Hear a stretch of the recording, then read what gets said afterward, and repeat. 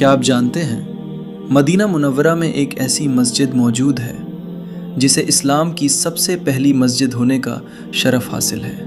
جی ہاں، یہ ہے مسجد قباء۔ جب رسول اللہ صلی اللہ علیہ وسلم مکہ مکرمہ سے ہجرت کر کے مدینہ تشریف لائے تو مدینہ میں داخل ہونے سے پہلے آپ نے قباء نامی مقام پر قیام فرمایا اور وہیں اپنے مبارک ہاتھوں سے اس مسجد کی بنیاد رکھی۔ یہی وجہ ہے کہ مسجد قباء کو اسلام کی پہلی مسجد کہا جاتا ہے۔ رسول اللہ صلی اللہ علیہ وسلم اس مسجد کی بڑی فضیلت بیان فرماتے تھے۔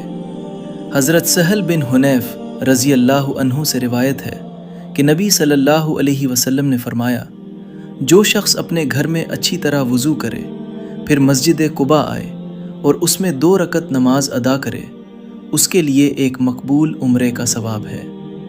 اسی وجہ سے رسول اللہ صلی اللہ علیہ وسلم خود بھی اکثر ہر شنیوار مسجد قباء تشریف لے جاتے اور وہاں نماز ادا فرماتے تھے۔ اگر آپ کو کبھی مدینہ منورہ جانے کی سعادت نصیب ہو تو مسجد قباء میں 2 رکعت نماز ادا کرنا ہرگز نہ بھولیے۔ اگر آپ کو اسلام کی ایسی ہی معلوماتی، تاریخی اور ایمان افروز ویڈیو پسند آتی ہیں تو مزلائب سٹوریز کو ضرور سبسکرائب کیجیے۔